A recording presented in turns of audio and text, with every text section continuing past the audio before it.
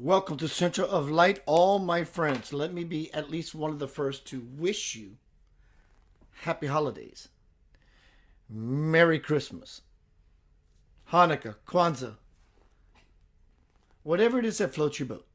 Don't let anyone buck your current about how you sound off in your greetings to well wish someone. One moment.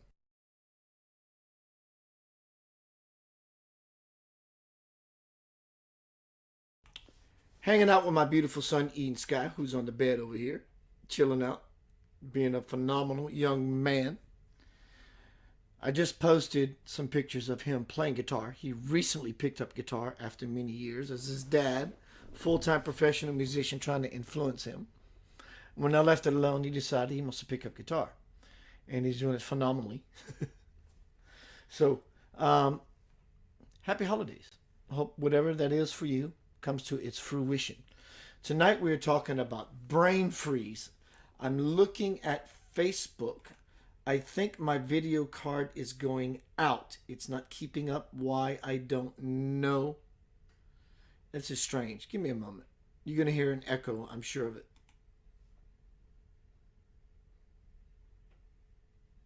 This is weird. It is so weird. I think my video card is going out. Either way, you're going to be fine. Welcome to the Center of Light. Tonight we're talking about brain freeze. Brain freeze. Check this out. I'm going to sing you a bit of a ditty. I'm going to sing you a bit of a ditty. Check this out. Look at the guy on your left. He's Mr. Christmas.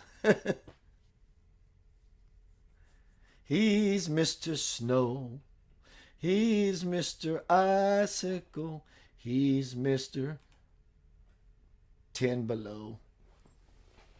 Let's see who's in the room. I'm having all kinds of complications. One moment. I'm moving things around.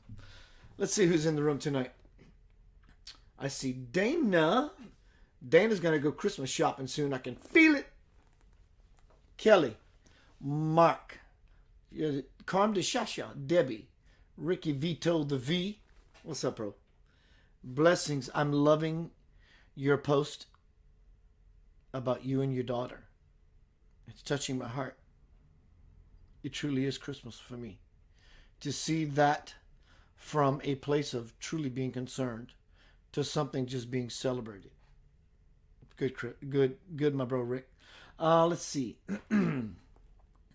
Peter Coyle. I'm going to play a Peter Coyle song here shortly. Peter Coyle, thank you, bro. Hope you're well. So tonight we're talking about brain freeze. Brain freeze. I love my banners. They tell a lot. They're often funny. Double and triple and quadruple entendres are always inherent in the banners I create. I do that because I love doing things. I love creating. But that banner alone tells a lot. Let's look at it one more time. Brain freeze. What is brain freeze? All right, Keith's up to something. Oh, God dang right, I'm up to something. I'm up to hanging out with you. What else do I have better to do? Center of Light, my house, my beautiful little abode.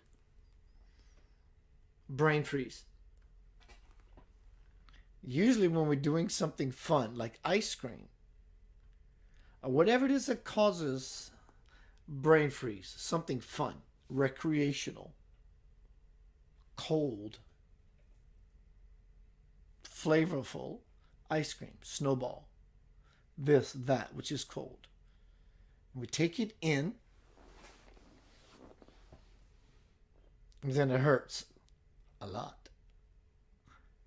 It's almost like a hurts so good, like John Cougar says. It hurts. The ice cream that you ate so fast tastes so good and it hurts, and it's worth the pain. The pain is worth having the ice cream. If you want to see God, give a child an ice cream cone. I like ice cream, and if I get a brain freeze, it's worth it. I like John or Jill Doe. I like my job. I like the this or the that. And if I get a brain freeze to where my life comes to a grinding halt because I'm frozen,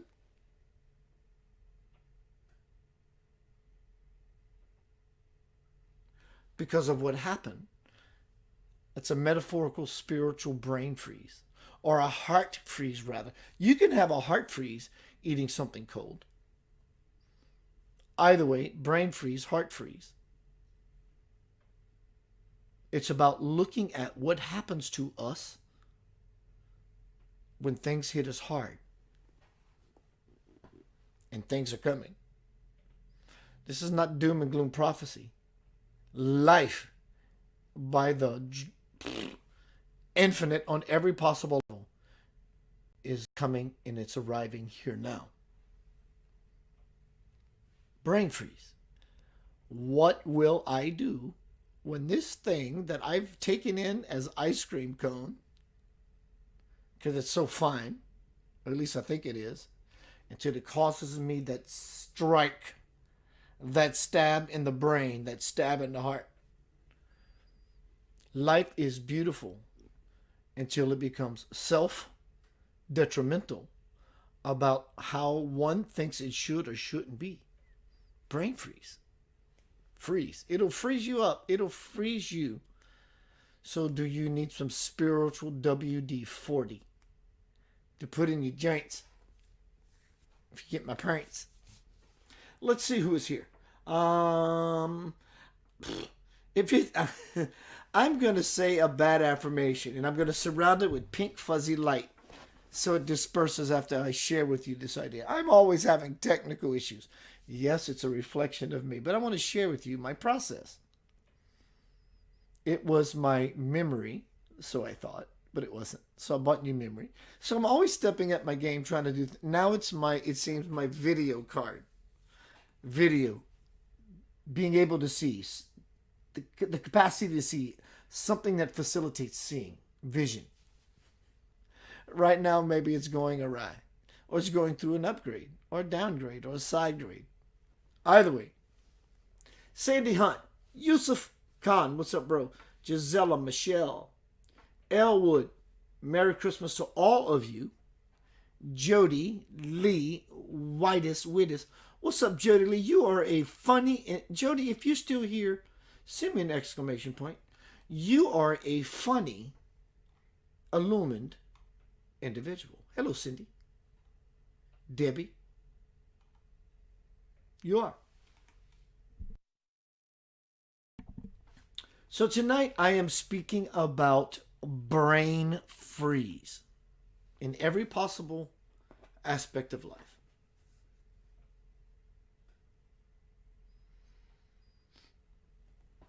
We call ourselves brainy, or I'm in my brain when I'm in my highest game. It's really not where you are. Your brain is just that mechanism, that machine. It's still part of your divine matrix. It's every bit as beautiful as the soul is.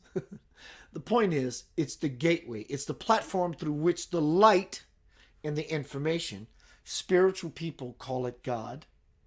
Scientific people call it the unified field, where energy and information come together in a state of unity. Brain freeze. When something beyond what we are wanting,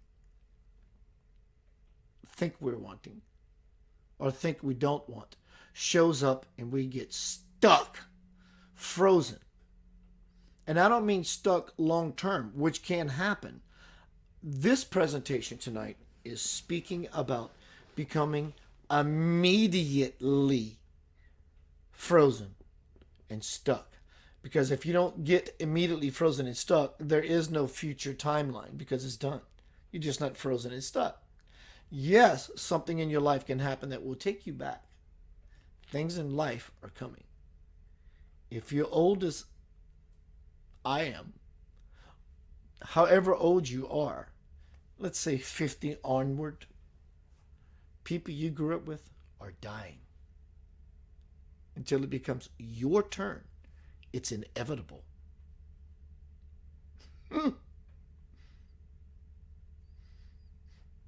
And so, as we move into the experience of being frozen, we create an early death. An early death, simply an early death. So the idea is when something smacks you in the face, if you have the spiritual tenacity, passion, muster, or whatever it takes for you to not be affected, it will take you off your center, off your kilter. But once you move through your love and light, non-judgmental filter, you will be able to offer the greatest key component ever created for you in this moment. And that is your awareness of that you exist, have always, and will forever. I am. And when you understand that you are, you will forever consciously will be. Brain freeze.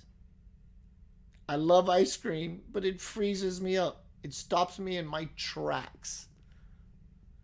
Doesn't brain freeze when you eat ice cream or something cold stop you in your tracks? It's like, in fact, don't talk to me. Shut up. Let me quote metaphorically, but yet literally. Don't talk. Let me enjoy my painful moment.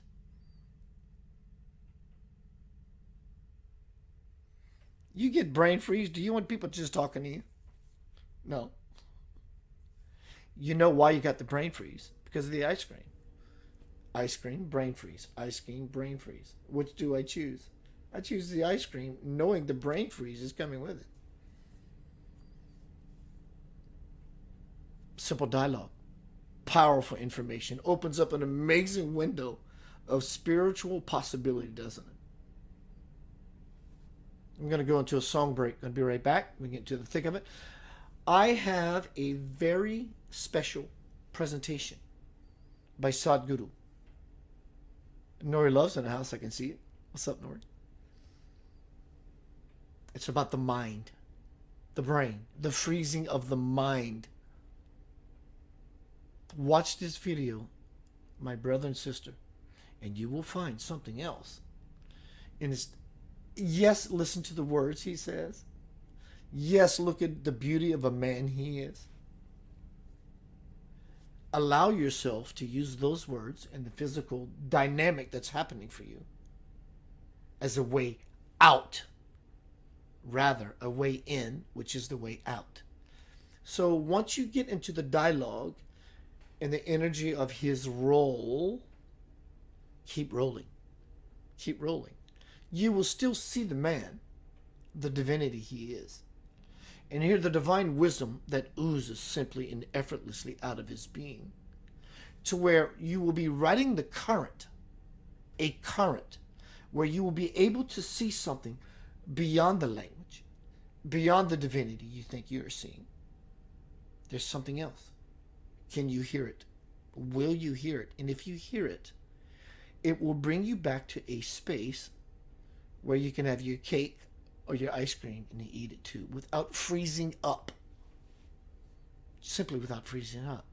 I deserve this. I deserve ice cream without having a shock to my brain, to my heart, to my solar plexus, to my groin, to my life. It's just a divine dance. Gonna be right back. Welcome to the Center of Light. Let's see what we have in the old till. Oh, I said I was going to play some Peter Coyle. He says, love. Let me find it. This little screen is this small. There he is. I'll see you shortly.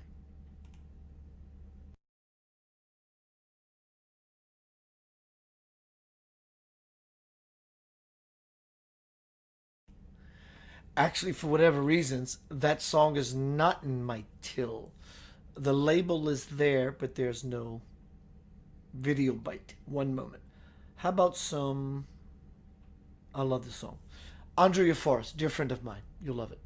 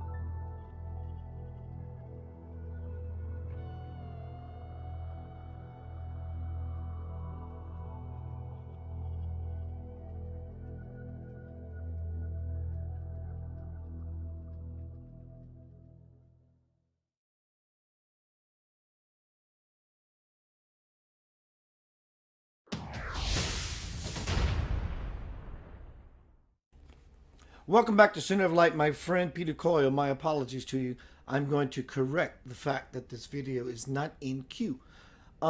He did say something to the effect of, I want to give him my intention. He's a beautiful man. Truly beautiful man. He says, we see the world changing in 2020, love and light. Completely. What's up, Anna? Elaine? Sandy? Gisela? Andrea Forrest, I just played your song. Did you see that? Everyone, Andrea Forrest just showed up. I just played her song, Ishq. I did. Hello, Andrea. What's up, Dredre? Tonight we're talking about brain freeze.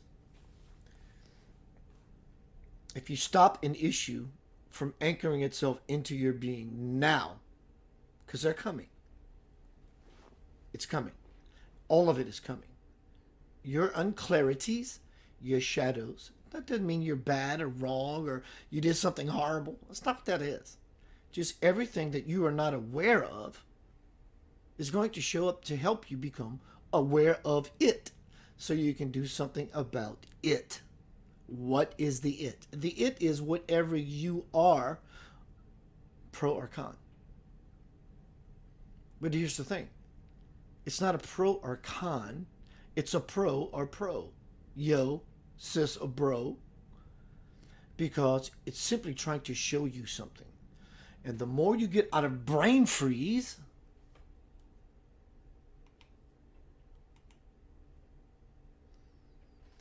he's Mr. Christmas, he's Mr. Snow, he's Mr. Icicle, he's Mr. 100 Below. So the more you become aware, it's a simple task. It's not hard. It's not church on Sunday, which is a beautiful thing, a social way to celebrate Creator. I get it. I'm doing that with you now. We are having church. Hallelujah. So what I am offering to you tonight and through this presentation is to be on guard. I don't mean out of a defense posture. On guard as if I am aware that my unawarenesses are going to come into my awareness with the hope to bring me to a better space, an expanded space of awareness. How easy is the game? It's easy, isn't it? It's actually already working in your favor. It's already working in your favor. I see some new friends are showing up, new tribe. Peter Coyle says, wedding the sun flare in 2020. People.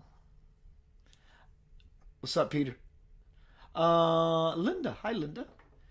Karima Cynthia Clayton. Linda Chaplin Westbrook. So what is transpiring? Again, I've said this in all of my presentations. I'm kicking my microphone. Boom, boom, boom. But there's a train station across from me. So the ground is shaking. You're probably hearing all this background noise. Either way. I've said this many different ways. And I like saying it differently because people do, even though they speak English, they do speak different languages, different dialects, different non-spoken dialects. So that this brain freeze, things happen in life. We stop. Oh my God, this is taking me off kilter. Because we run it through our natural default filter. My old way of living says, this is what this is, and this is how I should hunker myself. It causes a brain freeze. It's like eating a beautiful ice cream cone. You want to see God, give a child an ice cream cone. And they will take the ice cream cone any day of the week, knowing that a brain freeze can happen. That's called innocence. That's called divinity. That's being childlike. That's being able to play in the garden, knowing that as a Christed soul, I'm willing to sacrifice a brain freeze for something beautiful. It's really you. The whole process, the whole transition is just simply you. There's nothing else. There's no other person in your life is important until you realize the importance of you.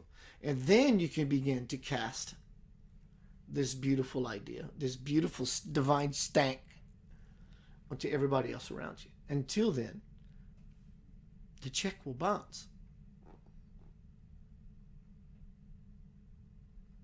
So how do we pounce into this beautiful conception?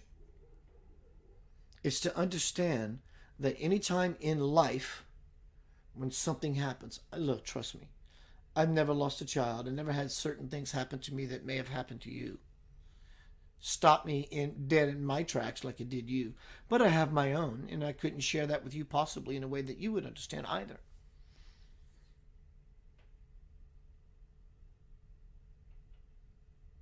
But all of that, the dialogue with Spirit, the unspoken dialogue with God, is revealing itself. Are you fluent with the star language? Are you fluent in the star language, which is your divine language? Have you traced your steps? Have you rekindled your fire? I'm trying. I'm really trying. Let's see who's here. People are showing up. Good to see you, people. Christopher what's up, Chris Porsche? Chris, I just had a memory of you one of the last times I've seen you. I'm not going to share it publicly. It's not bad, but it's funny. You will laugh your ass off when I share it with you in a message. What's up, Georgia Vashon? Lewis? My bro him, Lewis. Sandy says, I've had brain freeze all day. Ironic. Isn't it ironic? Don't you think? It's like rain. All right, y'all. Tonight we're talking about brain freeze. Something in life happens. No matter how endowed you are, you will be stopped in your tracks. Let's call that brain freeze. But do you know the techniques or the technique that will allow you to alleviate your metaphorical brain freeze? Physically, it's to put your tongue on your soft palate because the heat of your tongue alleviates the brain freeze. Likewise, spiritually, do you know the technique to alleviate any ache in your brain because you've just been slammed with some information? We call that brainy. That's not brainy. But it seems like it slams your brain, slams your heart, slams your solar plexus, your groin. Do you have the information that will prepare you for what is coming? What is coming is not some doom and gloom prophecy, as I said a minute ago. That's not what it is. What is coming is the revelation of yourself. Are you sure, Keith? I don't know. Look in the mirror. How's your life going? Are you seeing more so now of what you can no longer tell secret? You can no longer hide secrets from God. Is it revealing itself than it was 10 years ago? What is that new Facebook challenge? The 10-year challenge or whatever it's called. Show yourself 10 years ago and then present day. 10 minutes from now, that's going to turn within itself infinitely. That's what's happening. So tonight we're talking about brain freeze. Any moment of our life that grabs us and says, like it or not, I will have your attention. Wow. First thing, notice what I did with my hand. Wow. Because that's what it feels like. I have your attention because you have not been paying attention before. So now we're going to freeze this moment. And I got your attention. And it requires your full brain to be wrapped into the idea. I got you. So it's a clamping down. Ow. Notice the clamping down always creates an ow or an ouch or oh shit, this hurts. From that point forth, the question becomes, now what? Are you going to continue into the experience of the freeze, freezing yourself up by your own old world ideas? Or are you going to allow yourself to see the beauty of that brain freeze, momentary freeze, like a child that has already outweighed the ice cream, knowing that if I eat the ice cream, a brain freeze may come, and I'm going to be present with it, and I'm going to be patient, and I deserve it. I'm willing to sacrifice a little bit of something for a little bit of something else. So, Claudia says, hi, Keith. Hey, Claudia. Sandy, hi. And I want to read you what brain freeze is, and I'm going to break it down metaphorically. And then I'm going to present this Sadhguru video to you. If you want to get out of brain freeze like I do as to why I do these things. These things. That's what they are. They're truly things. It's my love. It's my life. It's what I enjoy doing. It's about 15 or whatever minutes long. It doesn't matter how long it is. It matters how long are you for that which will be offered through the Sadhguru video. Let's see. Let me see if I can find it. And there it is. But I want to read you something really quick about brain freeze. Not only the physical properties of it and what happens when you eat something cold, but we're going to look at this in a metaphorical way as well. Brain freeze is practically a rite of summer. Notice, childlike, it's a rite. Summer of 69, Bryan Adams kind of thing, right? It happens when you eat ice cream or gulp something ice cold too quickly. Let's call that life. I'm enjoying devouring something about life. Brain freeze is your body's way of putting on the brakes, telling you to slow down and take it easy. Spiritually, metaphorically, that is saying, brain freeze is your body's, your mind's, your spirit's way of putting on the brakes, telling you to slow down and take it easy. From my bestseller, The Divine Principle, Spirit says, when something happens that you know could potentially be with you for a long time, I suggest that you heed in this moment when you brain freeze, that you heed and heal it in the very moment it transpires. I say to Spirit, please share with me how God says, while an issue is new, it is still potential energy. It has not yet become static. But if you let it fester, it will put down deep roots in an effort to mire you in its illusion. The longer it stays frozen, the tougher the thaw will be. I know I have been telling you that everything is God, so you must be wondering, how is it that terrible things can be God? What you perceive as terrible is not the reality of God, but an illusion created by you. What I am saying is that the mind can never open up enough to take God in. So you must open your heart in order to move out of any illusion and into my reality. Time for some Sadhguru. Going to be right back. Enjoy this. Listen beyond the words. Listen beyond your eyes. Listen. The thorn he will gently, as a loving divine man, remove from your mind.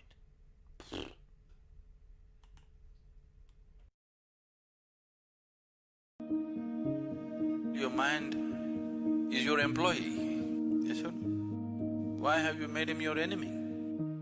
Resentment, anger, hatred, these are all poisons you drink and you expect someone else to die. Life doesn't work like that.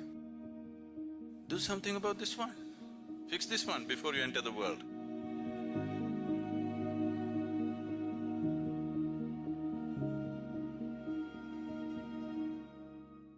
Once Shankaran Pillai had… Why, you're laughing at somebody's ailment, this is not good. Shankaran Pillai had chronic tuberculosis. Tuberculosis. So he went to the doctor. Been festering for a long time, but it became too much of a problem, so he went. The doctor took an X-ray and looked, big holes in the lungs. He said, you need to get admitted into the hospital right away.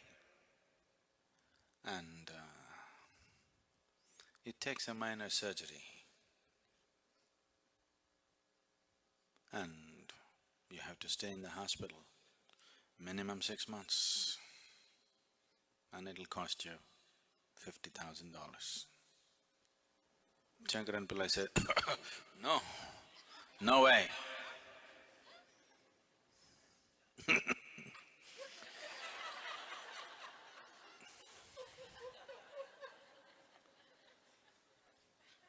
$50,000 for sure I don't have. 6 months, no way. I can give you $100, what can you do? Now, the doctor looked at him, looked at the X-ray, looked at him, looked at the X-ray. He said, well, for $100 I could touch up the X-ray for you.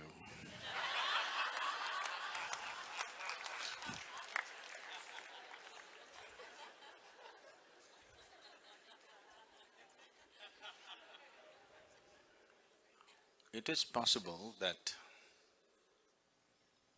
you could have caused physical damage to your system, an ailment, because of your patterns of thinking, very much possible. Because you're a psychosoma. Whatever happens in the mind invariably happens in the body. But once the damage is manifested in the body, physically, trying to think it away Could be just wishful thinking. I'm not saying it's not at all possible, but after all, you have only one life, you don't want to take such a risk.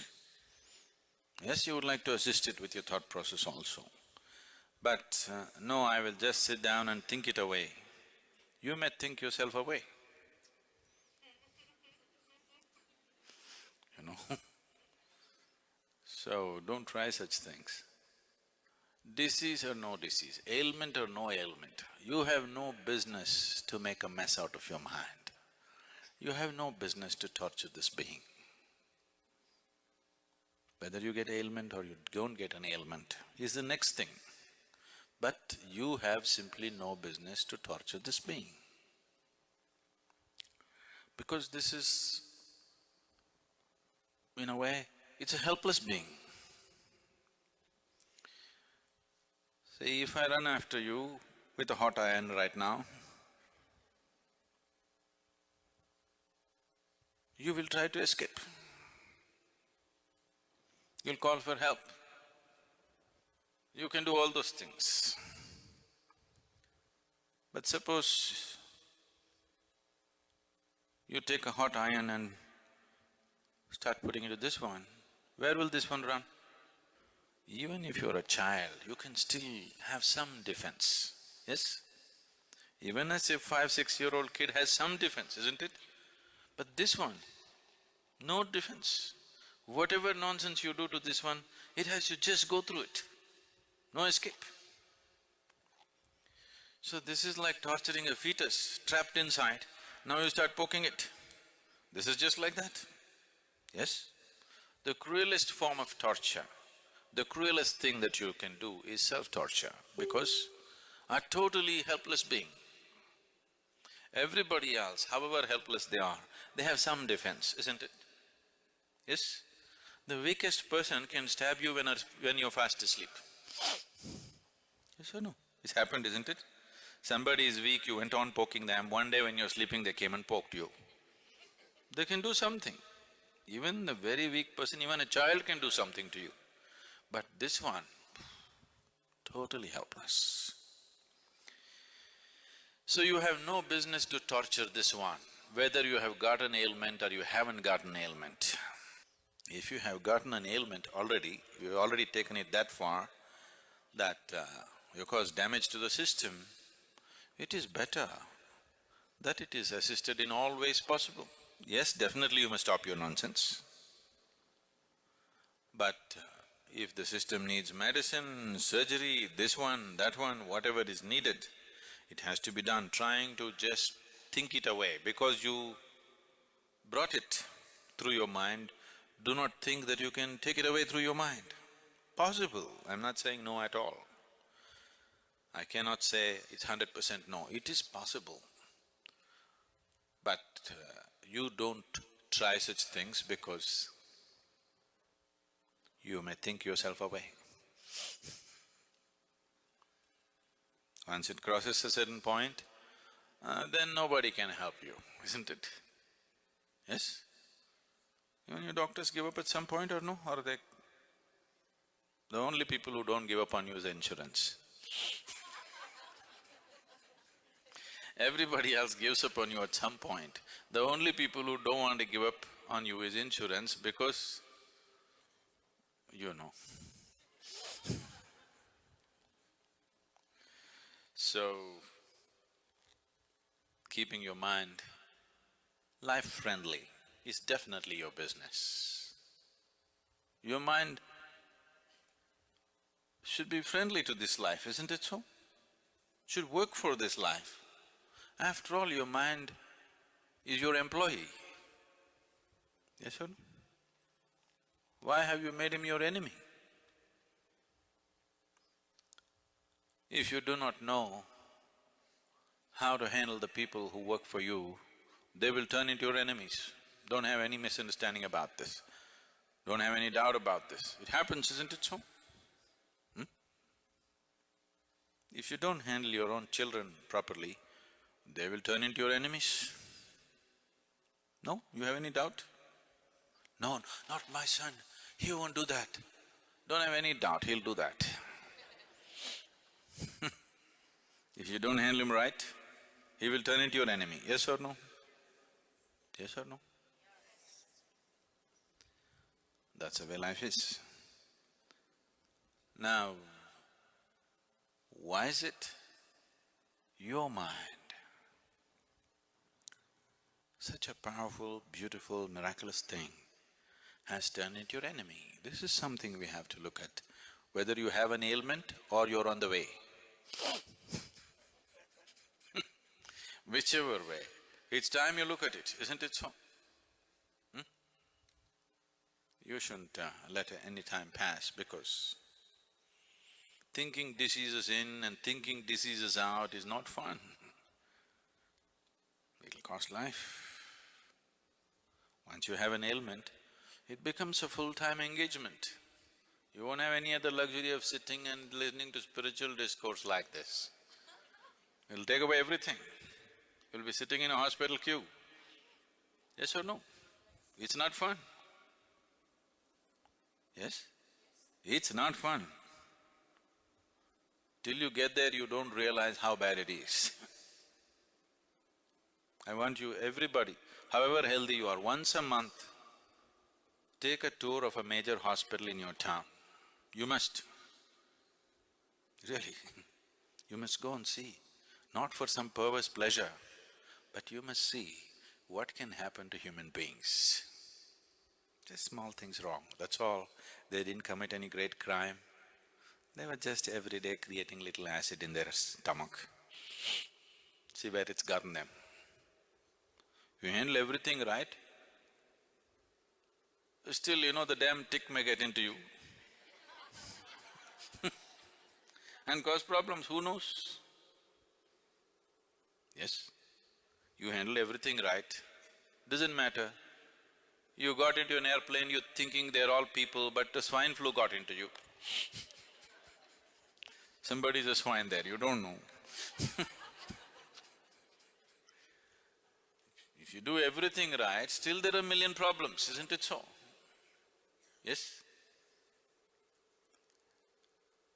The nature of life is such, even if you drink milk, you could get poisoned. But if you're talking about drinking poison and living well, all the best. That's all I can say. Isn't it so? If you eat good food, it can turn into poison in your stomach, it's possible. If you eat the best things, it can turn into poison. You want to eat poison and live well? I can only wish you luck, because there's no other way for such a person, isn't it? You're churning up poison and hoping to live well. Oh, you need a lot of luck. We have to arrange the whole tapestry of stars into a line, straight line for you. All the stars in line for you. Otherwise life will not work for you, it'll get you. So, please keep your mind in line. It should work for you. It should do beautiful things for you, not ugly things. Why is your mind doing ugly things? So, now, I can't stand her, I can't stand her. If I develop resentment, anger, hatred, these are all poisons you drink and you expect someone else to die. Life doesn't work like that. If you drink the poison, only you die, not somebody else. I hate her, I want her dead, I want her dead. Only you die, not her. Isn't it? You drink poison and you expect somebody else to die. It doesn't work like that. So, you need to get this straightened out. If your mind is working against you, first and foremost thing that you do is take a break from every damn thing that you're doing, it doesn't matter what you're doing. You understand? Your work, your family, your nonsense, take a break from everything, go to an appropriate place. If you want, you can come here or go to India, go somewhere else, wherever it works for you. Do something about this one. Fix this one before you enter the world, isn't it? So, sit down in one place, see what you can do about this one. Because Once you live in this world, either you must do something good to yourself or you must do something good to 10 people around you. Either you must be keeping yourself truly joyful and living, you don't care about anybody, it doesn't matter, at least you're happy, they're okay. Or you're doing something nice for somebody around you, you're okay. Anybody who is not doing any good to himself or to anybody around him has really no right to call himself human, isn't it? That much intelligence and awareness nature has put into you, isn't it so? Yes? Maybe you can't do some great act in the world, it doesn't matter. At least walk gently upon this planet, that much you can do, right? Yes? Maybe you can't go out and serve the whole world, it doesn't matter. At least walk joyfully. If you walk joyfully on this planet, suddenly you see the whole world looks beautiful. Once the whole world looks beautiful, naturally you will shed a glance, a loving glance upon everything. This is natural process. Is it so? If you walk through this very joyfully, whatever you look at looks beautiful. Once everything looks beautiful to you, you naturally shed a very loving glance upon everything that you see. You are a blessed being. That's all it takes. And if you are not so, isn't it time that you take some time off and work upon yourself? No, no, I'm doing something important. You're not doing anything important. Because in everything that you do, who you are will find expression, isn't it? Not your stupid good intentions which will find expression. Who you are will find expression in everything that you do. If you have poison in your head, with good intentions, you'll inject poison into the world. That's what is happening in the world. More damage is happening to this world with good intentions than with bad intentions, isn't it so? In 1934, Adolf Hitler gave a speech in Hamburg, and he said, "I'm doing the duty of my forefathers." When people asked him why he is rounding up people and sending them to the gas. And I want you to understand, I believe that he was not lying, he believes. That's the most dangerous thing. He's not a liar, he believes what he's doing. That's what empowers the man. Within a short span of time, the way he organized the whole nation and made everybody believe whatever he believes in, is not simple organization, phenomenal organization, isn't it? Because the man believes 100%, and he believes that he is the best thing, he is doing the best thing that can be done to the world. So, your good intentions are not going to save the world. How you are, and how you are will change only if you can breathe, walk, lie down, sit down joyfully. If you cannot do this one thing, everything else will be just poison, whatever you do. Only when you're pleasant within yourself, you feel pleasant about everything around you. Only when you feel pleasant about everything around you, you move around with a certain sense and value to life around you. Otherwise, it doesn't matter how much morality you carry in you, how many scriptures you remember, you will find ways to do the cruelest possible things. So the first and foremost business, the first and basic responsibility for a human being is how he sits here. Are you sitting here joyfully? Are you sitting here with some misery being manufactured in your head? This is the foremost thing that you have to attend to.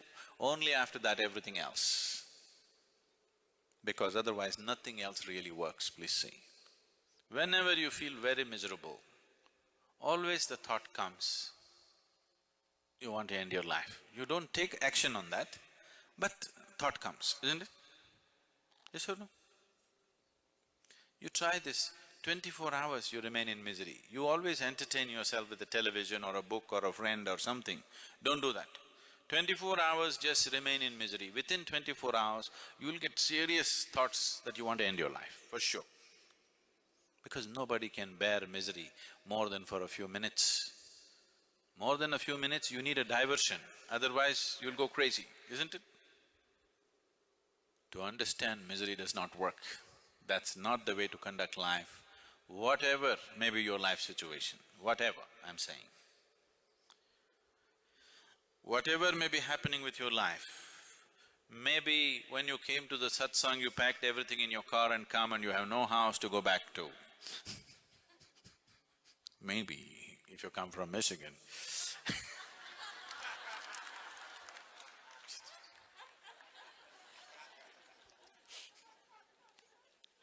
Not you, okay, not you.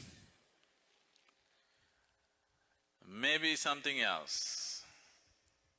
There may be many things in life. Whatever it may be, you are better off than when you were born, isn't it? You came with nothing, at least you got something now. You're on the profit side. Look at the beauty of life. You came with utterly nothing. Whatever may be happening, you are still in profit, not in loss. So you cannot complain. Isn't it so? So, don't try to think your disease away, think your misery away. If you think your misery away, ailment or no ailment, we'll see.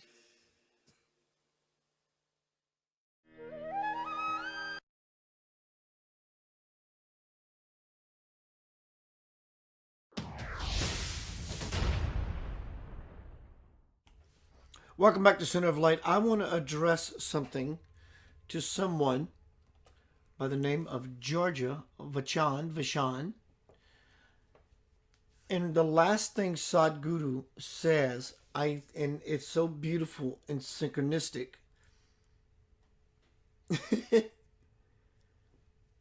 She says, Georgia Vachan, that is, we're going to put that in quotes, I have breast cancer, had few today, started my chemo, had that so much since I found out, thought I was losing my mind, but since I had it, I'm so at peace. I felt like I have a bubble over me. That is weird. Basically, what I'm shorthand interpreting is, she's saying that recently she's feeling at peace. I understand it's weird, but it's actually your natural state that you're becoming aware of. Notice what Sadhguru said, don't wish away your illness, because we're skipping a step. You can't wish away the illness. You can, not likely. Wish away, think away your misery. So, Georgia, I think that is, and I'm so glad you stuck around. I'm going to compress all that energy and light to you from this entire presentation till now and evermore. Everyone that comes into this forum that sees this video now or in the future, automatically, without them asking, thinking about it, the energy is going to be directed to you. Don't think about the cure, not that you are. Just think about moving the misery out of it. But I love that you're finding peace within this dynamic. I think that is really, really important. What's up, Carl Laprousse, Janelle, Leah, Nori says, is that a capital I or a little L? All right, so I'm going to be leaving here shortly. Thank you very much for joining me. I want to do a Facebook challenge. I don't want anyone to respond to this. Please don't. Tomorrow is my birthday, so please don't say happy birthday, Keith. Thank you. Let's say you did, but don't. Just don't. I'm telling you this because I'm thinking about my day tomorrow. What am I going to do with my 56th birthday? Don't know. I like that everything is possible. I'm sure it's going to include my son. I may do a presentation tomorrow. I've been wanting to do a presentation for a while. Sometimes I make these banners as they come to me inspirationally. And one of the last ones that came to me was hashtag you are loved beyond measure. Happy holidays. Merry Christmas. Whatever floats your boat. Swamji. God on earth today. When we realize who walks beside us, we will never be afraid ever again. Share this to you all. Homecoming, Crossing the Bridge to the Soul is going to be out July 31st, 2020. 2020 is going to be a powerful shift. It's not just a new year in the year 2000. It's a landmark of 10 times 2. This is cosmic math.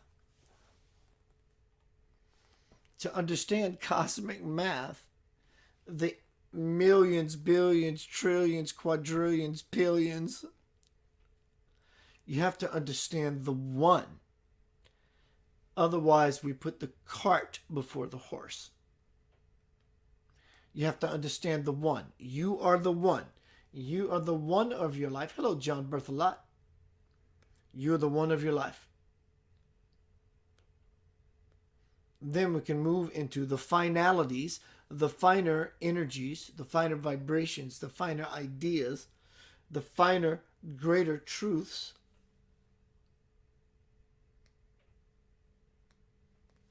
of the multiplicity. We can never understand the majesty, the infinite, until we understand the finite. You can never take in the expansion of Creator, and we take into at least consideration the capacity of the small self. What I think is me, most often for most people, is what I see when I look in the mirror. Hello, Cindy Beacom Gillette. Gillette.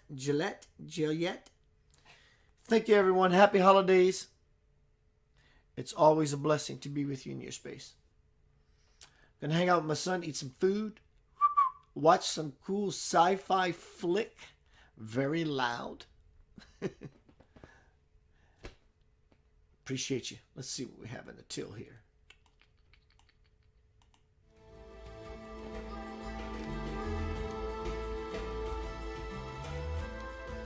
Happy holidays, you crazy sons of bitches. You're loved beyond measure.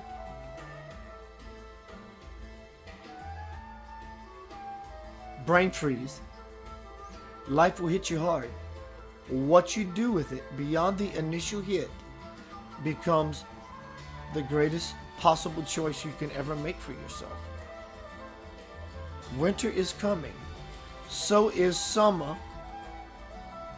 So is pleasure. And so is my life is Obama. I'll see you soon. Blessings.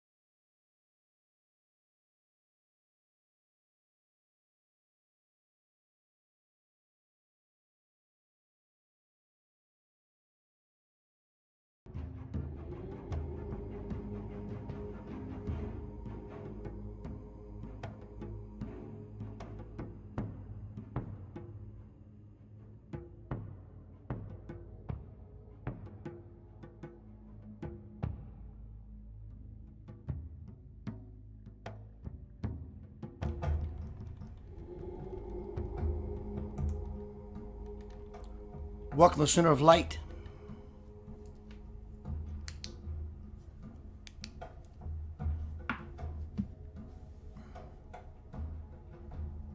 Access granted.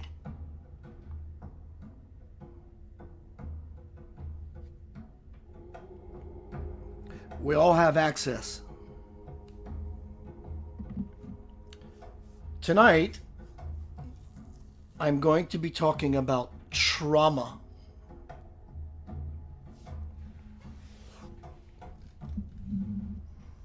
If you're here, this does apply to you. It applies to everyone. Well, Keith, I have never really been traumatized in my life.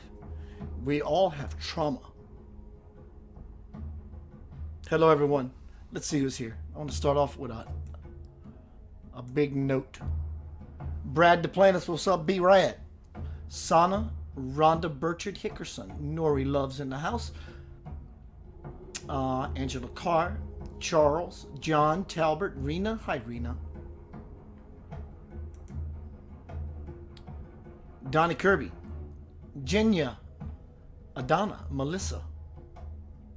Sean, Carolyn, Renando, Leslie, Anna. Hi, Anna. You keep up the good work, girl. I'm loving it.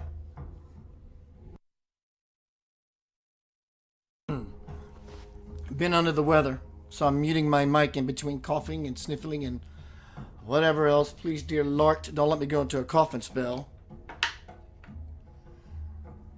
Local grown, local honey. Honey. It stops the cough. So tonight we're talking about trauma. We have all been traumatized. Definition of trauma.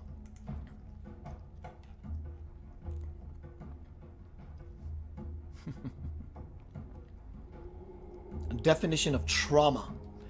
A deeply distressing or disturbing experience. A personal trauma like the death of a child. Wow. Medicine. Physical injury. More on trauma. Similar. Injury, damage, hurt, wound, wounding, sore, bruise, cut, laceration, lesion, abrasion, contusion, and the opposite is healing. Tonight's presentation is Trauma, Center of Light, Healing. We've all had trauma. All of us. Well, I'm over it. Hello, Steve Stone. Well, Keith, I'm over my trauma. Are you sure about that? And if you are, God bless you. I hope you are. Please tell me how you did it.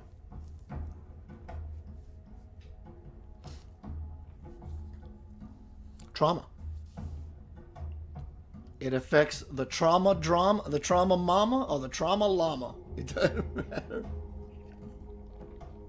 We're going to go over different aspects of trauma and how it applies to every single person. At least one out of the lot does apply to you. Hi, Carmen DeShasha. Robert Harrison, what's up, my bud? The many different aspects of trauma and how at least however many applies to us. The question I simply pose is, have you healed from your trauma? Hello, Karen. Well, I'm a pretty happy human being. As we remove the unconscious stuff, the greater the balloon gets to stretch, the soul balloon. My son and I were talking tonight about something, we always dialogue and having fun twisting words.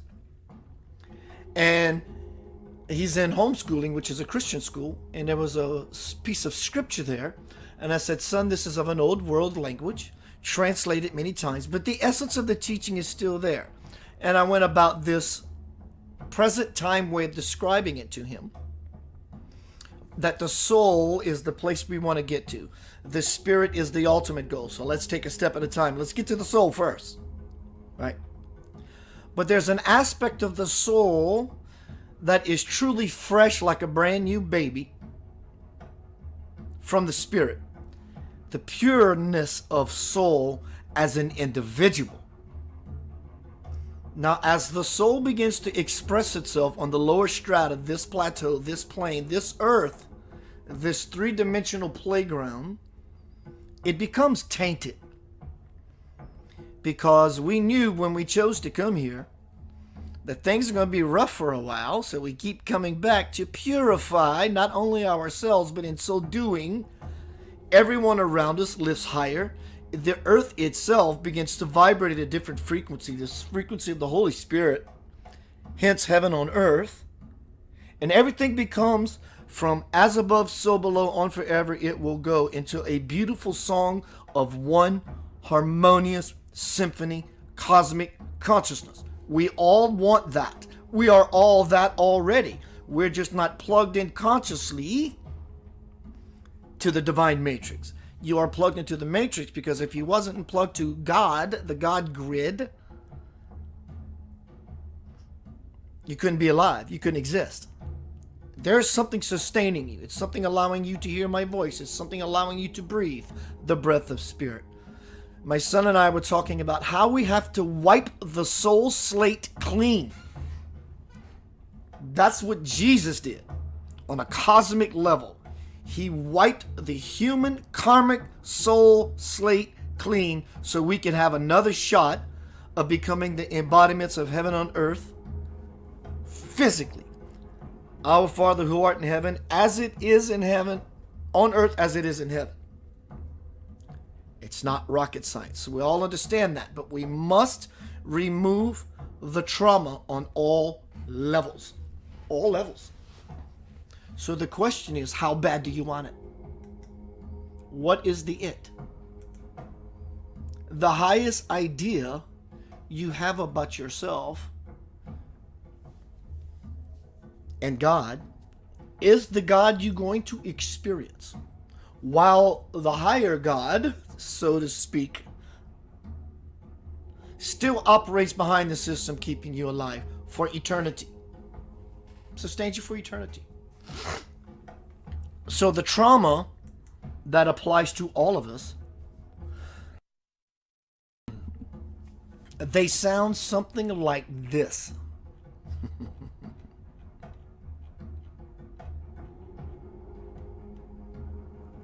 Hello, Abigail. Hello, Kristen.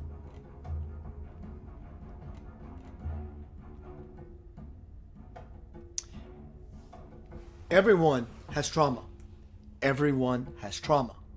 Unless you have been so reborn into the spirit,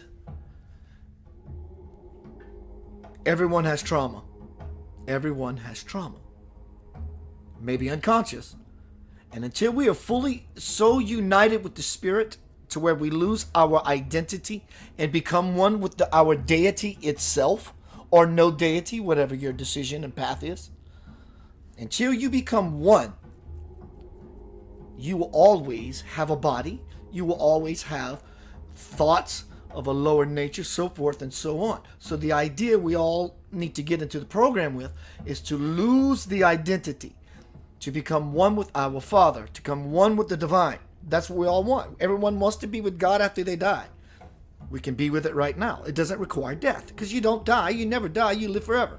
You are eternal regardless of the fact that you know you're eternal while you're on this earth. Here's the list of trauma that affects everyone. Death of a loved one. That's traumatic. Everyone has experienced trauma. Hello, Daniel. Hello, Mike, Timothy.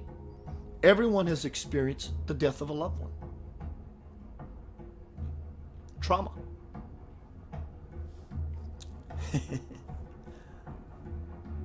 What about this? Even more so than death, because this applies directly to you and not because of the cause of something and you become the reacting effect, but something about you. More so is your birth on the earth. And in all mirth, God's humor abounds. Being born from the Spirit, a freshly lit, divine carrying torch in your innocence as a newborn child. unbounded. Hello, Tom. You are unbounded. You are limitless. And you get squeezed into a vessel. Can you imagine the squeezing that takes place on the spirit who never knew or forgot what it's like to be embodied in a meat sandwich? So you become confined to a vessel.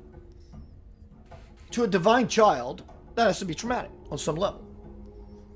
And once you come onto the plateau of the earth, or at least in the hall in between the spirit and coming out the birth canal, that little hall space, so to speak, in between the full transition into the body, they get you to become aware of your new home, physical earth, by slapping you on your ass.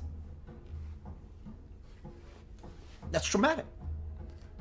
It begins an imprint into the cellular memory and into the mental construct of the freshly born infant. Because it hurts. Later on, we learn that feeling that I felt when I got slapped on my ass, maybe unconsciously, we call that, now that I'm 5 years old, I hurt my finger. So the imprinting begins to turn within itself like a printing machine. And the ego is born. Your birth is traumatic on many different levels. Then you grow up, you get sick.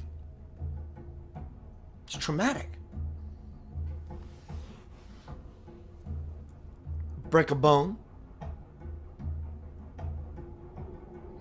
Get a divorce. Break up with a loved one. Lose loved ones. Get in a car wreck. It's traumatic. Get in a fist fight. Fighting with people you love. This is all traumatic. Looking at the world. It's traumatic. Hello, Stacy, Tracy, Shannon. Verbal fights, fist fights. It's traumatic. Being lied to or betrayed is traumatic. Being cheated on. You want trauma?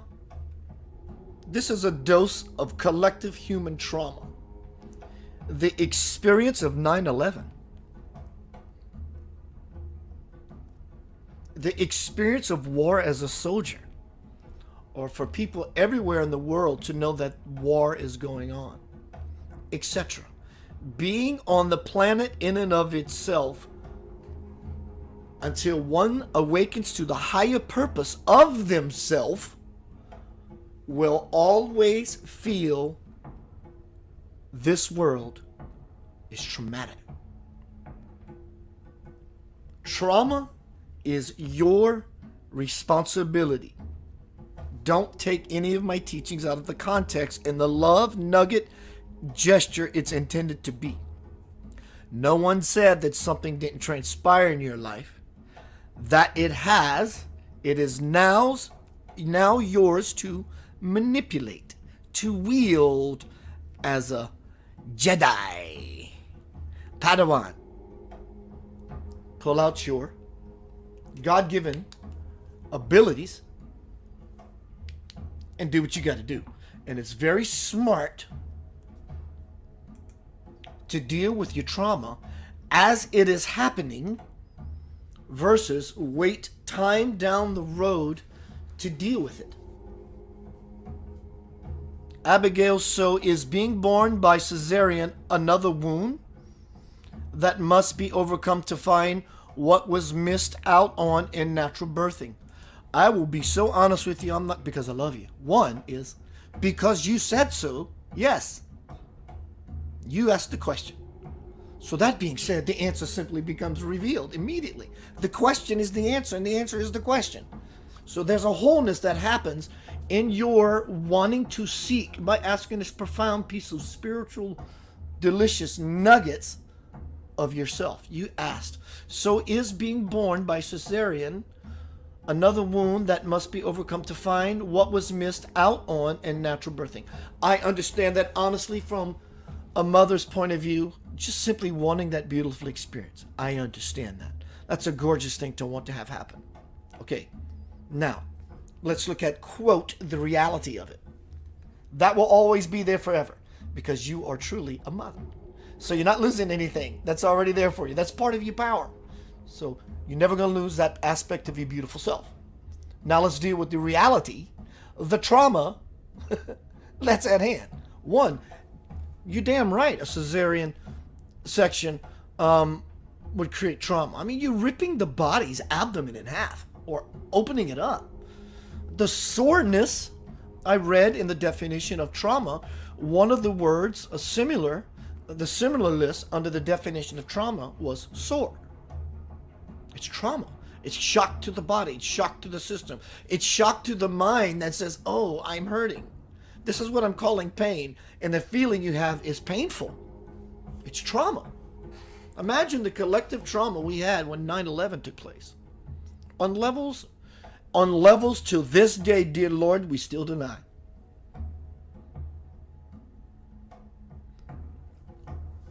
Are you completely healed from 9/11? I don't think I am. Taught me something. It's a beautiful piece of wisdom. But trauma in this way becomes a jewel. It becomes something very, very gorgeous.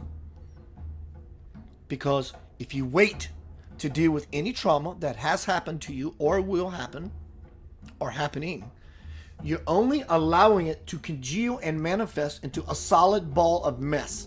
And it will anchor itself in your bones. It will anchor itself in your body. And it won't be done with you until you're done with it. That's the law. You're playing with the trauma, so the trauma we play with. So when you begin to address those things, the old things that are rock solid, you got to get them out. You don't have to. You can stay in this conundrum called Earth. Not that Earth is bad. Earth is beautiful. But if you want to stay on the Earth and reach to the divine parent to say, please make me a channel of your divine heaven on earth peace now, beyond my own understanding of what it could possibly be. When you declare such a thing, the vessel opens up, and then the trauma becomes truly a catalyst. But until then, it will be a weight. We carry this shackle ankled around, this weight shackled around our ankles. It slows down our gait. Time is over. There's no more time to wait. The train is leaving Ascensionville. Trauma. We all have trauma. So now what do we do? What do you want to do? Do you want to be done with it? I'm not saying you're not happy as a lark individual dancing around in the shower and, doing your thing while you're getting ready. And well, I'm not saying that at all. If you have a taste of that, honey, get you a big old spoon and get you a gander to soothe your aches, because I've been under the weather. It's traumatic, man. It's very traumatic. Stopped me from coughing. So tonight we're talking about trauma. I am going to play a Sadhguru video, 2 Sadhguru videos here. In fact, I'll play one now. This is not directly on trauma. It's indirectly and it touches it. So it would be a great way to open up the lesson when Sadhguru comes on in the second video a little later, to really bring home how does one begin to move through trauma. Everyone has experienced the death of a loved one. It's traumatic. Your human birth on earth is traumatic. You came out of nothing and squeezed into a meat sandwich. Flesh and bones, a bag of bones. And then they smack you on your ass to get you to cry. You don't think that's traumatic? In fact, it's so traumatic, it's your first thought for being on the earth. For those who get smacked on the hiney, when you come out of the cosmic womb, which looks like your mother, your mama, and they smack you on your hiney side, that is when the drama of trauma comes into your life. And it's the first experience such a person has, is this bang of, oh my God, what is this thing? And I don't like it because it doesn't feel good. And I have a red hiney to prove it.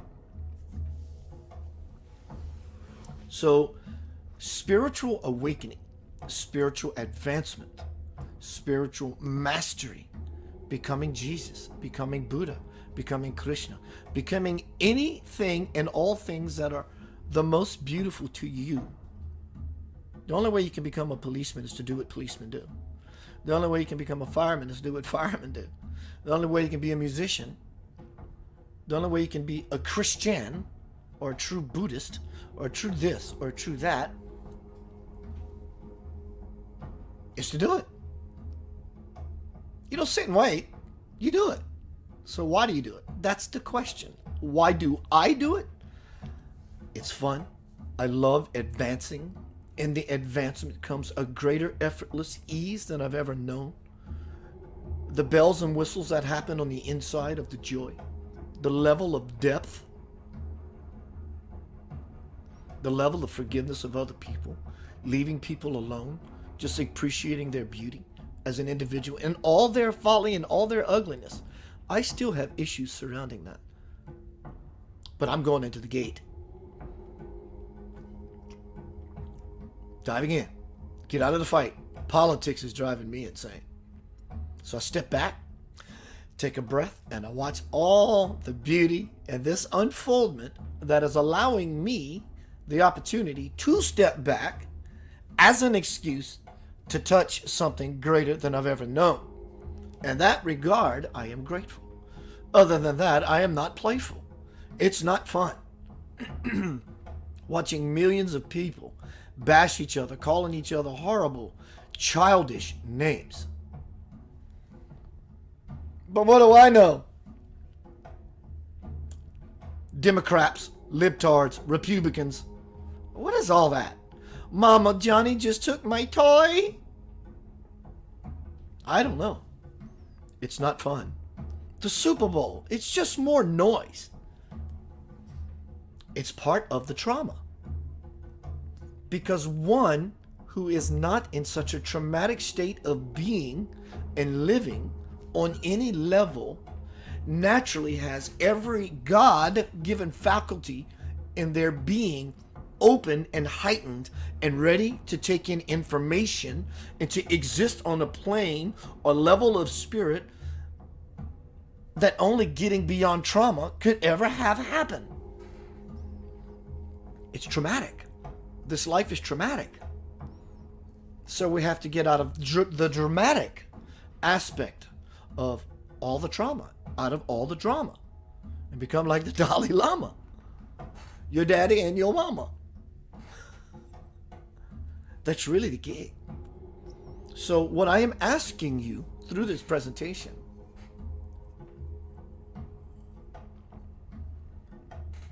supporting you in, hello Cheryl, hello John, hello Pam, Waverly, Wendy, Janice, Libby, Ryan, Debbie, is just take a look back at your life. One, if you come from the culture that was smacked on the hiney, simply, it sounds crazy, doesn't it? Truth is crazier than fiction. In a meditation, just go back. Stay there a couple of minutes. Meander through it, wander in it, sit down.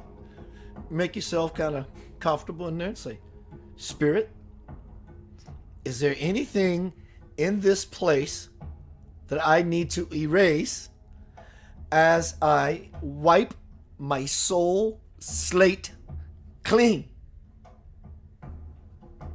that I may glean from you my next opportunity?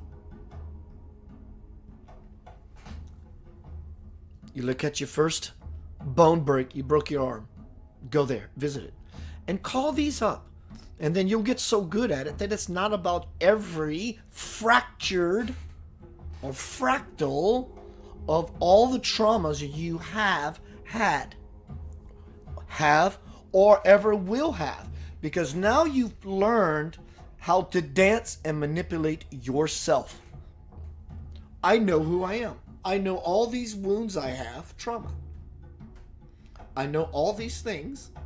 Can't lie to yourself. You know yourself better than anything. So when you look at them, you give them the loving care, the tincture, the band-aid, the kiss on your emotional boo-boo that it needs so it can grow, heal itself, leave no residual scar. You're a happy, whole, healed human being. Look at trauma, loss of loved ones. That includes relationship breakup, death, being sick, being in a car wreck, being in a fist fight, arguing with people you don't want to argue with. This is all traumatic. But there are some other types of trauma. I'm going to let Sadhguru cover that because it is a sensitive area. He'll say it a lot better, trust me. Center of Light, my name is Keith Anthony Blanchard.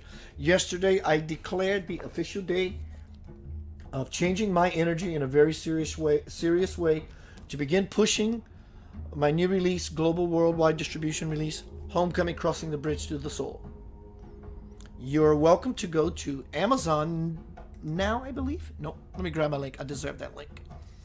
Amazon.com. There we are. So while I grab this link, you can pre-order the book now. It will be out July 31st, 2020. I will do this for the next 10 weeks, maybe longer. I want to give Kelly, if Kelly is here, Kelly Curtis, I want to give you a copy of Homecoming: Crossing the Bridge to the Soul with the conditions that you give me honest. I want it to be honest review about what you have read. But it will not be a physical book because I have not received them yet except this and a couple others. But I will give you the PDF of the book. Kelly, if you are here and interested in that, send me an inbox that confirms you heard me. If not, that confirms you heard me and I'll send it right along. Welcome everyone to Center of Light. Let's see who's here in the watch party. Hello everyone. YouTube is in the house. Cool. Kelly Bauman, what's up, girlfriend? Thomas, what's up, bud? Thomas, bud. Carl Laparo. So tonight we are speaking about trauma and healing. I named a list of different events in life that are traumatic for people. Everyone's included. Now, I'm going to let Sadhguru here in just a little bit. I have 2 videos by him. Begin to dabble in the deeper arenas of trauma and what someone can do who feels violated would be a good word in one way. Taken advantage of in another. It does not mean that you are not responsible for your life. Let's let God, Sadhguru, lay it out. Welcome to Center of Light. Keith Anthony Blanchard here with you. I love you.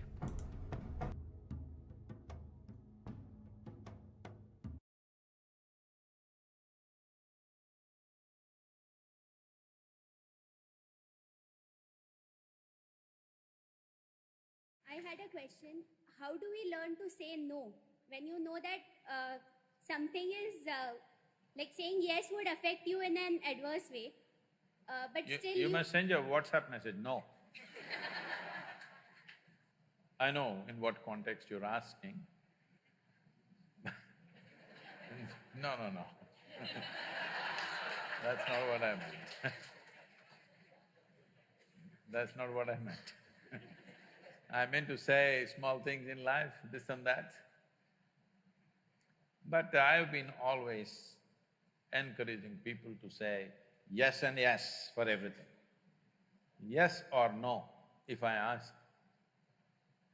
People around me always say, Sadhguru, it's always yes, tell us what. So for you to say an absolute yes to everything, one important thing is you must create an atmosphere of integrity and trust. If you create an atmosphere of absolute integrity and trust, all of us can say absolute yes when we know nobody will misuse our yes. We can all say 100% yes for everything, isn't it? That's what we should strive for. If it's not possible in the whole world, at least we must create small circles where we can say yes and there is no problem. Nobody misuses a yes. Very important. Very important for healthy unfolding of every life, that you need at least a small cocoon of life around you where you can be a total yes. Without fear or favor, you can be an absolute yes. This you must create. If you don't create this, you will always live in fear. Being exploited is one thing.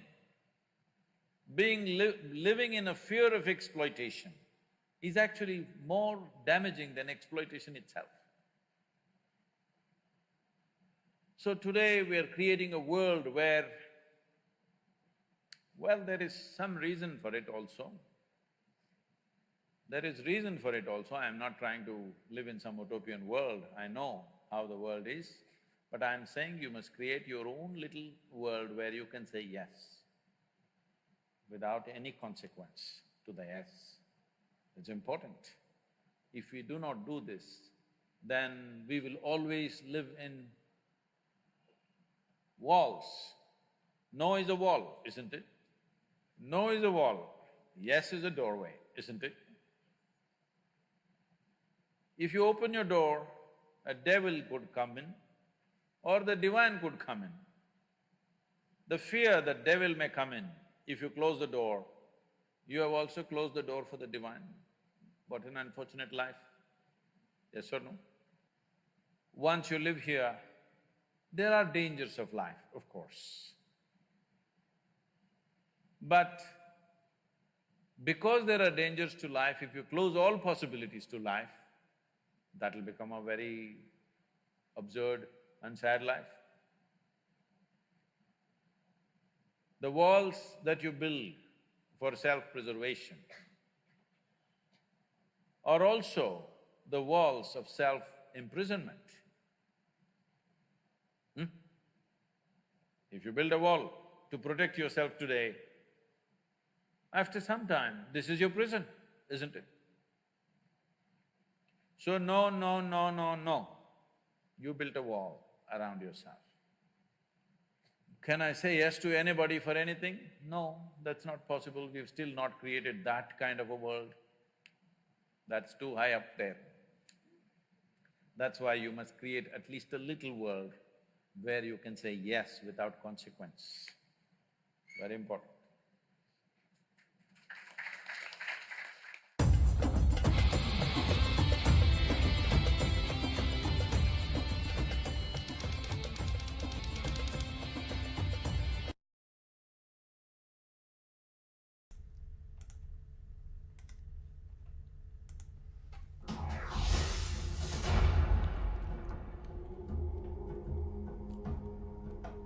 He just blows me away.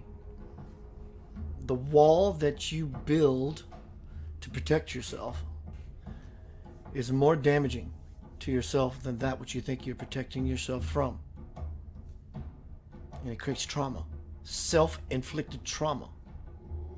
We're scared of the world, scared of ourselves, really.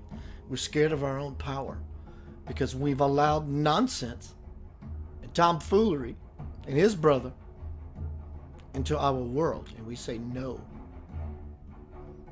But we don't know how to say no. We say no internally, and we keep allowing it. Hello, Robert. Tonight we're speaking about trauma, how it affects everyone on this planet, individually as well as collectively, globally. It runs unconscious in the veins of humanity. Trauma. 9/11. That's worse than some of our own personal traumas because we all felt it. And if you have that kind of collective punch behind it, there's no way even the natives of whatever country that lives in a remote part of the world and never seen a white man. They felt it because they're connected to the heart of the earth. We all felt it. It was a punch in the heart, a chop in the throat, a poke in the eyes, and a kick in the groin. Hi, Dora. Take this time for a second and reflect. Close your eye. Close your eyes. Just go inside. Just close your eyes. Simply close your eyes. I'll keep you inside for 30 seconds. Close your eyes. Do a quick snapshot, a quick reflection, overview of your life and say, do I have past trauma? Simple question. So I gotta ask. Don't judge it. Just ask the question.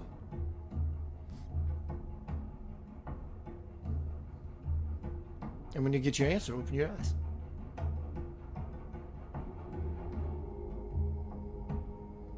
The next question you would ask of yourself, if you want to keep moving in to the traumatic experiences one has accumulated over one's life, to light the torch, is ask, what is my trauma? And then one will show up in your consciousness just like that. And you look at it honestly. And you begin to dismantle it. You dismantle it. How do I dismantle it? It just popped into my consciousness stream just by asking the question. You look at it honestly. How do I dissipate my trauma? You take honesty into the rabbit hole. Deep. And when you get to the end, look a little more. And you look a little more. And you realize that certain things that may have happened to you may not have been your fault. But it is your responsibility. If you want to move out of that what's keeping you from expanding in your full possibility, which is infinite, we call that God. It's not hard, but it requires one's own honesty to look at themselves in the mirror. We call those miracles. The self seeing the self wholly, H-O-L-Y, as well as W-H-O-L-Y, and wholeness, holy. That's called a mirror call. Miracle, a mirror call when we see our reflection. So to dismantle your trauma, you have to become honest with yourself and take your power back by saying, I'm taking responsibility. I'm going to heal this trauma. In fact, I'm going to go so beyond even using that word. There was never a trauma in the first place. All there was this something that needed to get my attention so we can experience God's love, which to say is, this is what you are not. But it took me, quote, to use this thing to get the very thing that you need to shake yourself out of. Spirit always says yes. As Sadhguru was talking about, we have no and yes. No shuts the door. You shut the door to the devil, you shut the door to God as well. It's a metaphor. No is a shut door. Yes is an open door. It's an invitation. Yes. So spirit is in that space of always saying yes. It's called unconditional love. Mom, divine dad, can I have a little bit more unconscious trauma? Yes. That's the game. Do you want to win the game? Is realize that there's no competition. It's your potato salad. Eat it. It's your bed. Make it. It's your movie. Create it. Finish the game. Have you finished, or are you trying your best? And when I say your best, I mean to the best you know that you have, that you can muster up every day to finish the game that never started, nor will it ever end. Are you finishing it? So how do you finish the game? Is that there is no objective except to objectively see that this is a weaving of a tapestry of your own making. Even if it's of one being violated. It's a very tender subject. No one's trying to pour salt in your wound. The universe wants to empower you. But it doesn't work that way if we see our life as, from this birth, as I said, which in of itself is traumatic. The first thing that you remember on a cellular level coming onto this earth is being slapped on your ass and it hurt. And you went, wah! It's traumatic. From that moment, throughout this life, if you do not complete with said experience,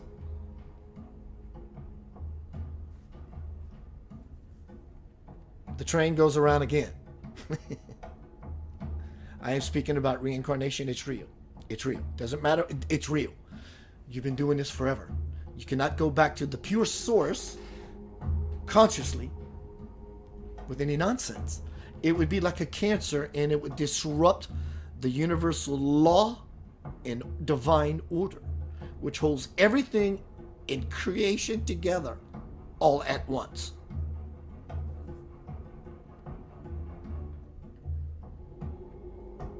It's about taking responsibility. It may appear to you in this way, in this life, in your level of consciousness, that something was done to you. And I understand it. No one is trivializing your trauma. So now what? Now what? Honestly, I'm asking, now what? What do you want to do? I'm here. Many people are here to help. Just a friend. Someone you care about who wants to give you an ear. Do you want to heal it? Do you want to be honest about it? Do you want to move through it? Inward is upward, upward is forward, and forward is toward something beautiful. And that beautiful thing is you. There's nothing more beautiful in this universe than you. Even with your bag of bullshit. There's nothing in this universe more beautiful than you. And right now for me, because I'm getting over my trauma of being sick, this divine nectar we call honey, it stops me from coughing.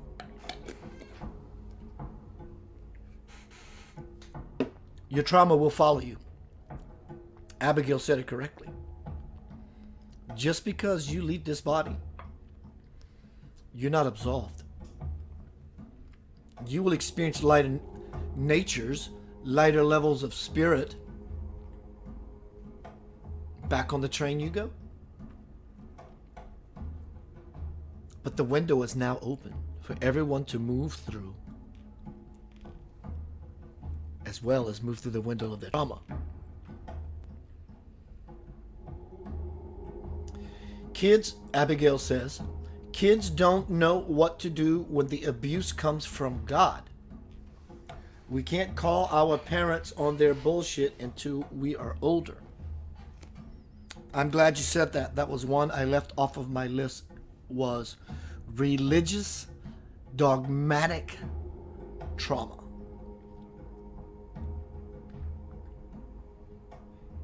Let me say that again because it's very important. Many people have been slapped across the face, emotionally, physically, whipped on the ass because of certain indoctrination. Religious trauma. It's traumatic for a child to hear they're going to burn in hell. Dear Lord, what the fuck are you doing? You tell that to a child in their upbringing as you're trying to raise them up. In the raising of children, doesn't it make sense to raise them up instead of beat them down? Why you trying to raise your child by beating them down will never work. And beating down can come with a slap on the ass, or it can come with a slap of the book. It's trauma. It's traumatic.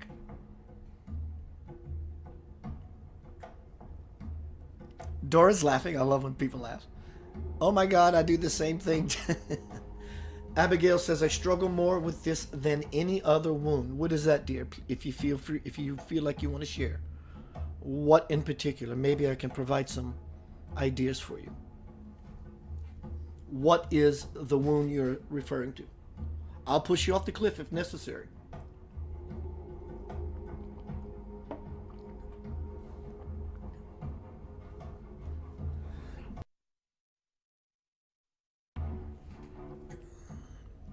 I'm waiting on Abigail's response. Tonight we're speaking about trauma and healing and dealing with it. But you got to get into a space of feeling with it. See what it feels like. And then when you're in the feeling of it all, you simply have to make another choice. You can't change the color of your room, painting it wise. If you're standing outside the room, you got to go in the room to change the color. If you don't like the color of how you feel, you have to go in it and make a new decision. Well, I'm going to paint this room, this emotional room, blue. The polka dot is starting to wear on me. Trauma. I bet we never saw or really taken the time to look at ourselves as being filled with trauma. Abigail did come through. She says, excuse me, you just read it. Parents committing abuse in God's name. God had no such energy, involvement in that nonsense. Of course you know that. And it does not mean you don't love your parents for biology reasons. Even the beautiful qualities that your parents instilled for you. And I'm glad that you're being honest, as I mentioned a bit ago, that it takes to move through trauma is being honest. So congratulations. Is that one who really wants to heal, not that you don't. One who really finds it within them to make the right intentional choice to heal will no longer see that my parents committed abuse in God's name. This can be tough on you, dear. Same with any children that has any experiences brought upon them by adults. Regardless, it's everyone's responsibility. The ability to respond, it's what you do with it, is to no longer see the event as someone did a something to me. But Keith, you don't understand.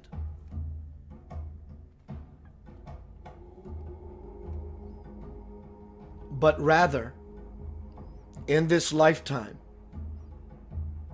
did I do something in a past experience that brought this back to say, remember me?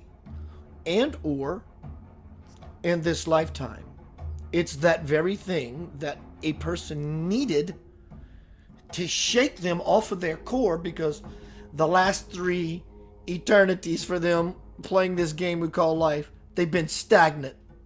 So Spirit says, I got something you can work on.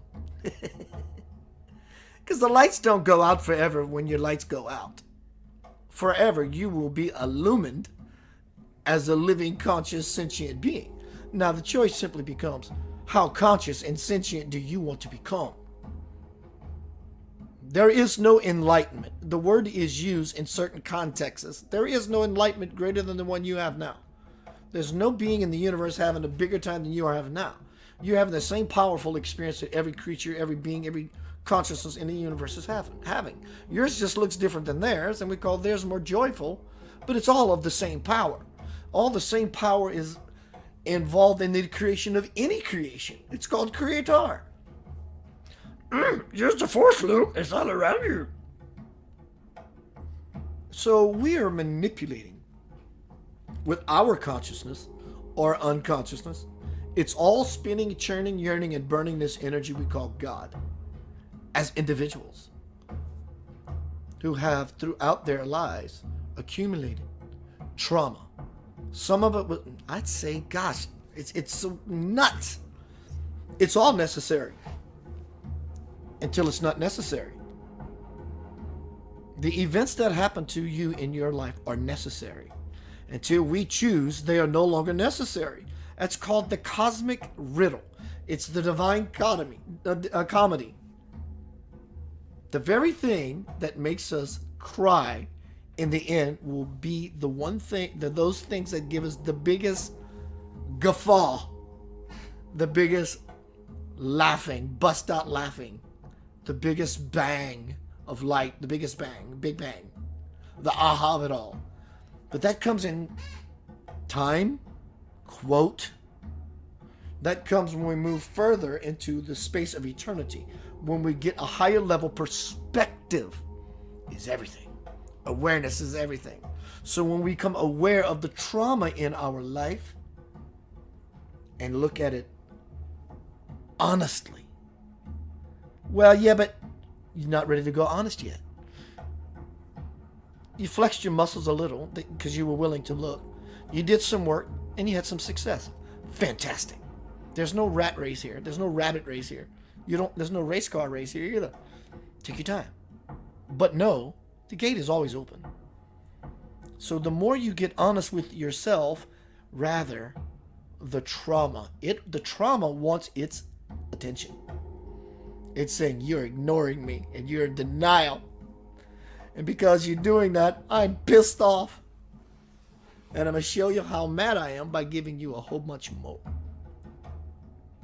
The trauma itself becomes conscious. In an unconscious way, it becomes alive. And it makes choices without your permission.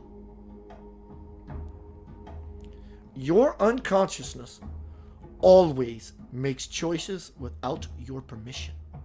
Still and all, a choice has been made. The ground has been laid. Either way, the price will be paid. It's called trauma. If you want to move out of trauma, someone's forced himself upon you. Someone's abused you with religion. You broke your bones. You're in a car wreck. You had a bad illness. A loved one died. You have to get honest.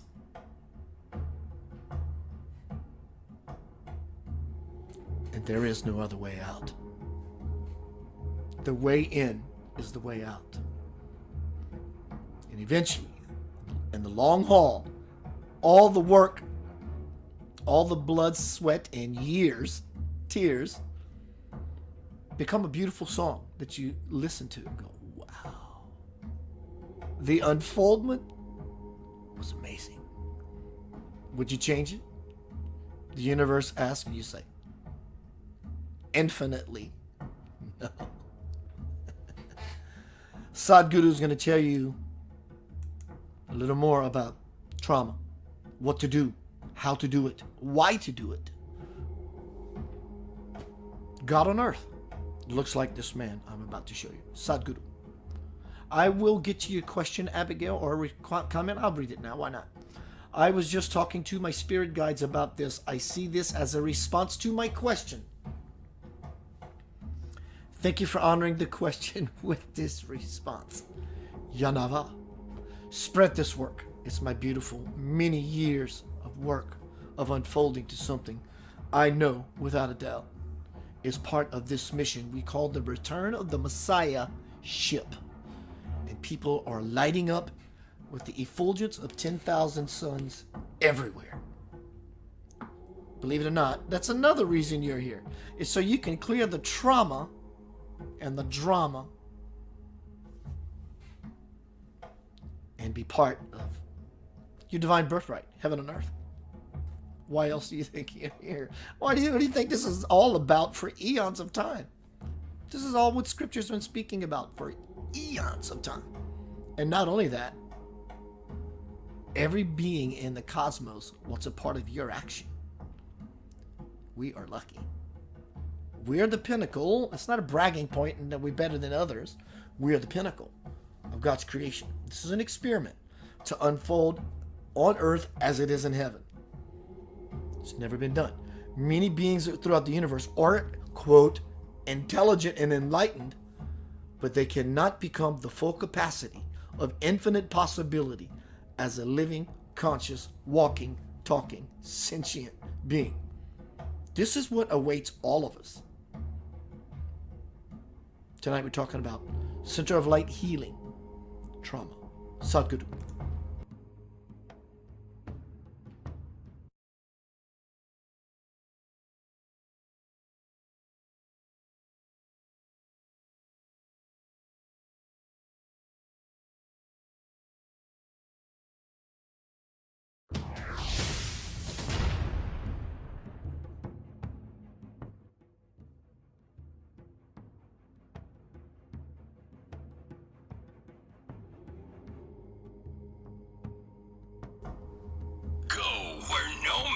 has gone before.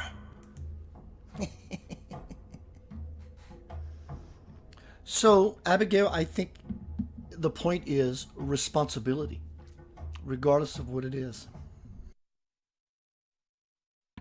That's what the cosmic lesson would be for such traumatic things to happen to people, is to empower them. It's always to empower you, and it needs said event experience that we bring upon ourselves and to experience so we can understand how to get our power back. So they are necessary until they are no longer necessary. It's kind of like training wheels, giving us a ride down the road until we balance ourselves, right ourselves, and ride our spiritual bikes in balance.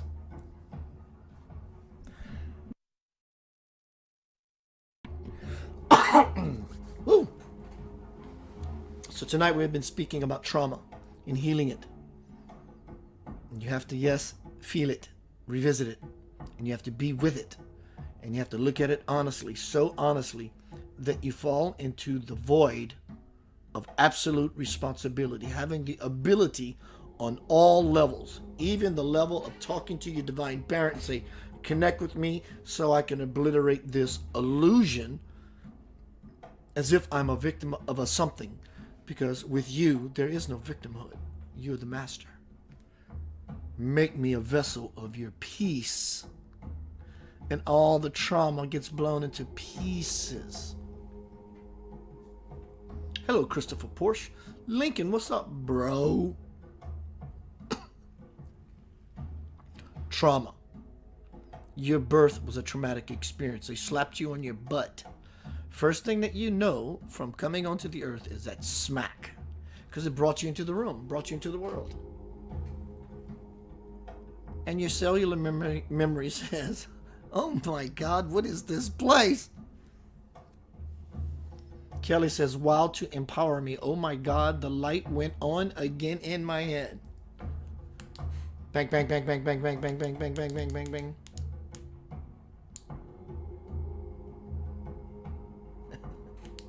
Fantastic. So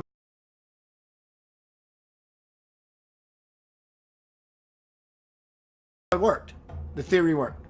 It's designed to illuminate you, not to make you hate yourself.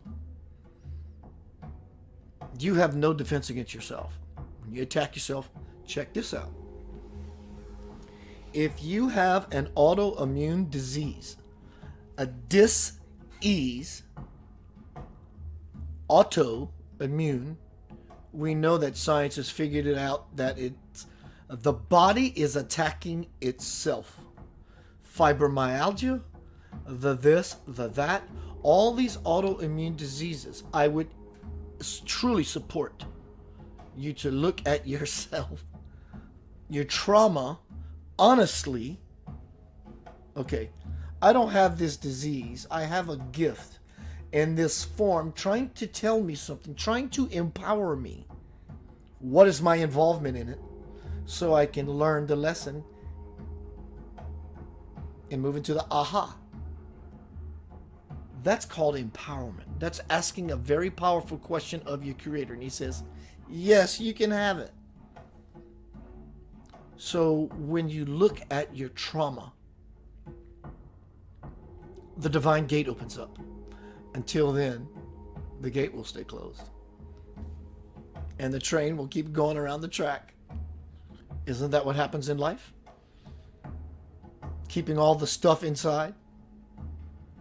It's the same thing every day. Waiting for the shoe to drop. If it ain't one thing, it's another. And they wonder why their life never changes. And people settle for that reality.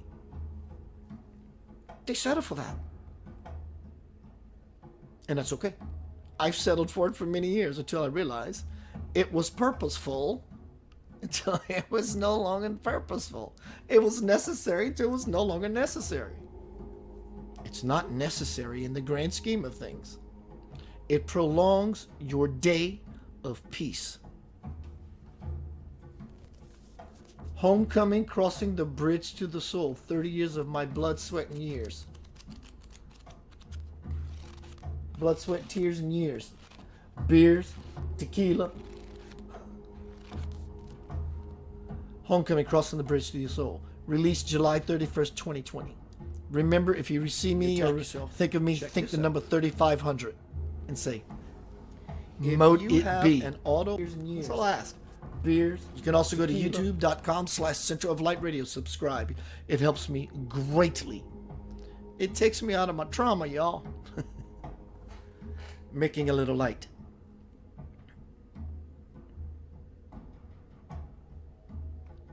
We never, probably, maybe some of you have, looked at our spiritual. Hello, everyone. Self in such a way to see our wounds. The word trauma has a vibration to it. We could call it wounds. We've been calling them wounds. We call it pain. We call it suffering. Trauma is often taken to the next level. Self-induced, turned inward suffering.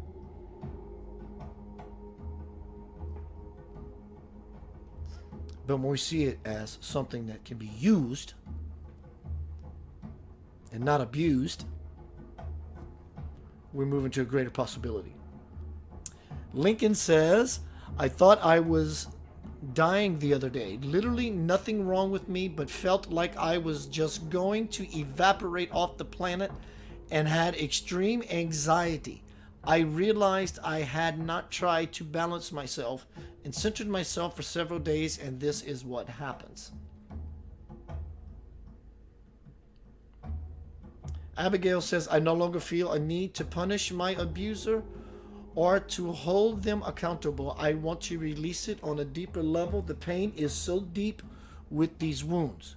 Not anymore. You got to release that final sentence. The pain is not so deep.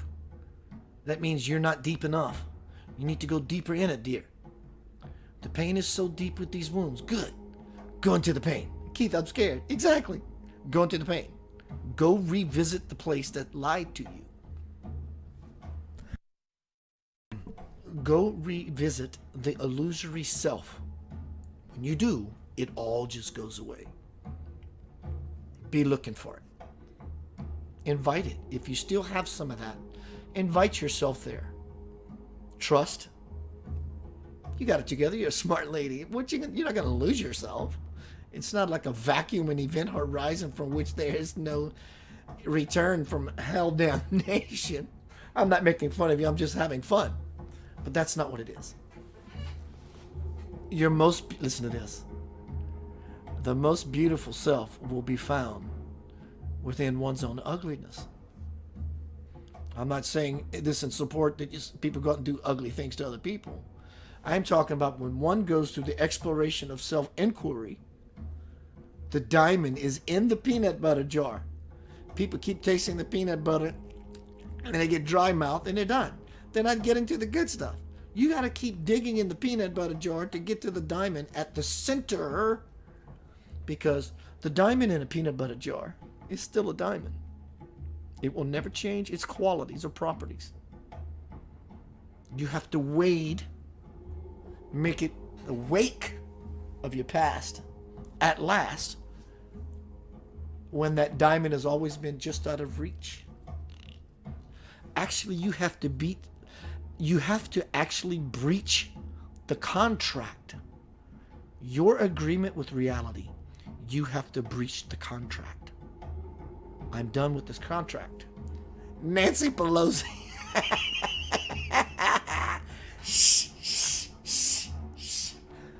That's not a political statement. I'm just having fun with what I call nonsense. It just felt like something funny to say. In fact, I'm deleting people from my feed. I'm not anti-Trump. I'm not pro-Trump. I'm not anti-Pelosi. I ain't pro-Pelosi. I am pro